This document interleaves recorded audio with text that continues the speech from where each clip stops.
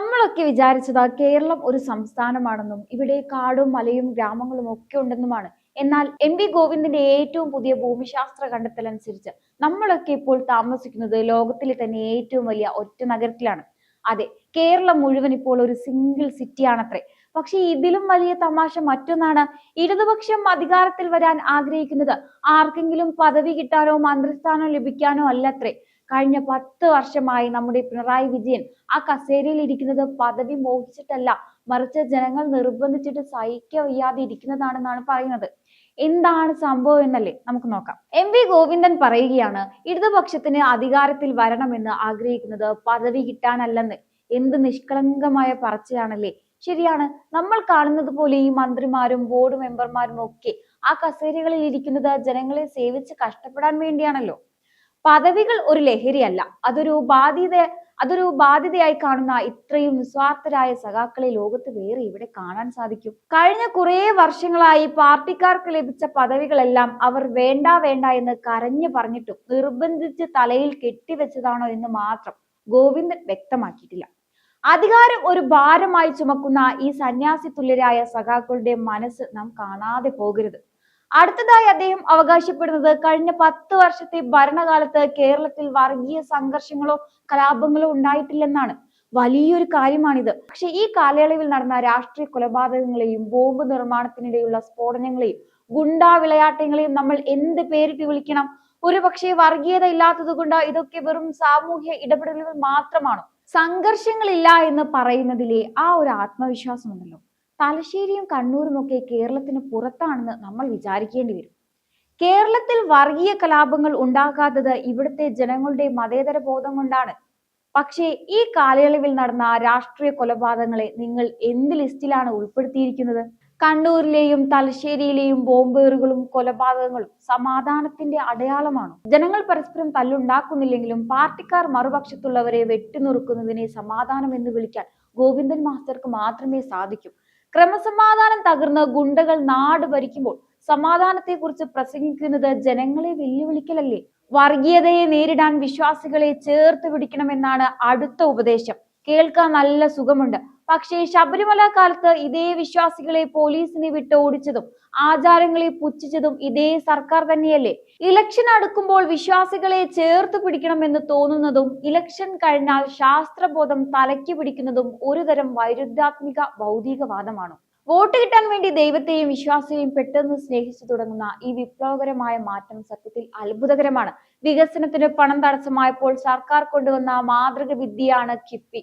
പ്രതിപക്ഷം ഇതിനെ പരിഹസിച്ചു അത്രേ. പക്ഷേ ഇന്ന് കേരളത്തിലെ ഗ്രാമങ്ങൾ നഗരങ്ങളോട് കിടപിടിക്കുന്നത്രേ വളർന്നു എന്നാണ് ഗോവിന്ദൻ പറയുന്നത്. കിഫ്ബി വഴിയെടുത്ത കടം നാളെ ആര് വീട്ടുമെന്ന ചോദ്യത്തിന് മാത്രം ഉത്തരമില്ല.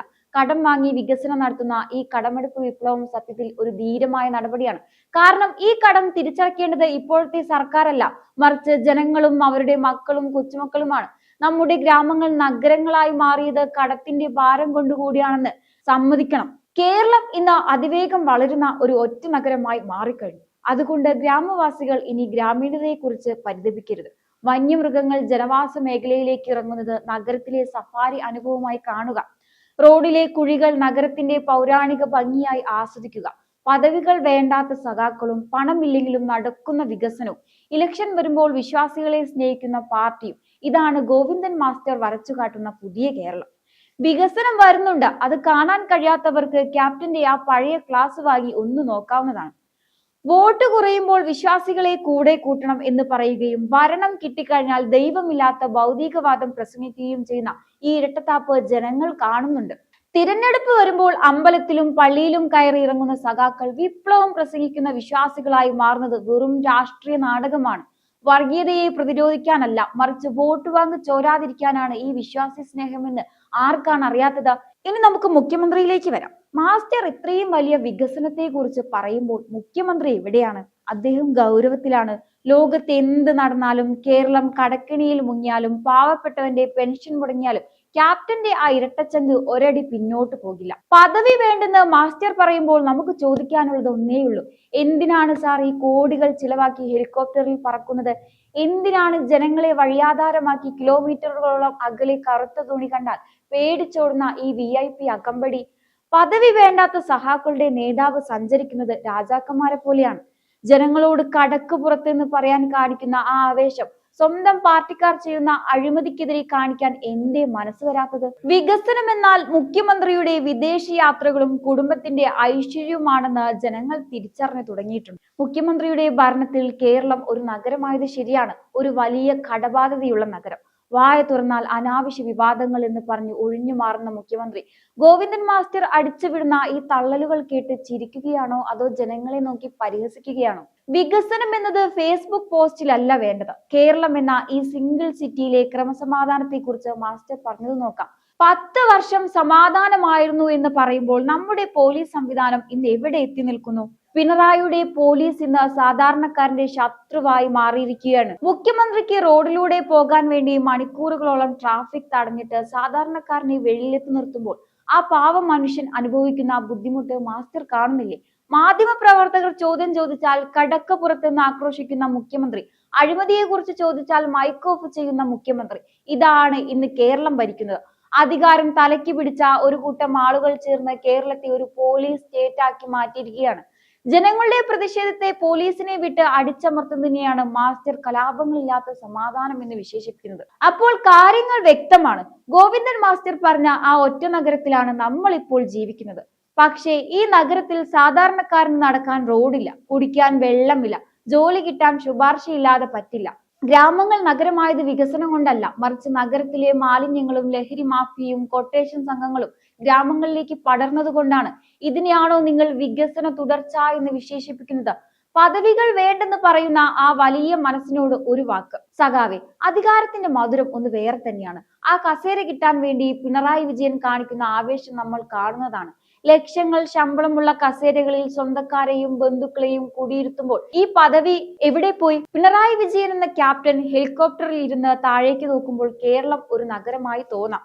പക്ഷേ താഴെ കുഴിയിൽ വീഴുന്നവനും കടം കൊണ്ട് ആത്മഹത്യ ചെയ്യുന്നവനും ഇത് ഒരു നരകമാണ്. കടം വാങ്ങി മുടിഞ്ഞ കിഫ്ബിയുടെ ബില്ല് നാളെ ജനങ്ങൾ അടയ്ക്കേണ്ടി വരുമ്പോൾ അന്ന് മാസ്റ്ററോ മുഖ്യമന്ത്രിയോ ഇവിടെ ഉണ്ടാവില്ല. വിശ്വാസികളെ ചേർത്ത് പിടിക്കണമെന്ന പുതിയ അടവ് കണ്ടാൽ തോന്നും പണ്ട് ഭക്തരുടെ നെഞ്ചത്ത് ചവിട്ടിയത് വേറെ ഏതോ പാർട്ടിയാണെന്ന്. വോട്ട് ബാങ്ക് ലക്ഷ്യമിട്ടുള്ള ഈ പച്ചയായ രാഷ്ട്രീയ നാടകം ജനങ്ങൾ കാണുന്നുണ്ട്.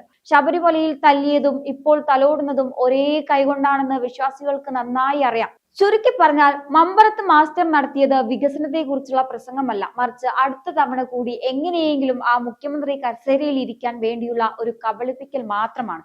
ജനങ്ങളെ വെറും മണ്ടന്മാരാക്കി ഈ വികസന തള്ളലുകൾ തുടരാമെന്ന് കരുതരുത്. കാരണം ഗ്രാമങ്ങളായാലും നഗരമായാലും സാധാരണക്കാരന്റെ വയറ്റത്തടിക്കുന്ന ഭരണത്തിന് അധികകാലം ഈ തള്ളലുകൾ കൊണ്ട് ആയുസ് നീട്ടിക്കൊണ്ടു പോകാൻ കഴിയില്ല. വികസനം വരുന്നുണ്ട്, പക്ഷേ അത് ജനങ്ങളുടെ ജീവിതത്തിലല്ല, മറിച്ച് ഭരണാധികാരികളുടെ ആഡംബരത്തിലാണെന്ന് മാത്രം. എന്തായാലും ഈ ഒരു വിഷയത്തെക്കുറിച്ചുള്ള നിങ്ങളുടെ അഭിപ്രായങ്ങൾ കമന്റ് ബോക്സിൽ രേഖപ്പെടുത്തുക. മറ്റൊരു വിഷയമായി വീണ്ടും കാണാം. നന്ദി.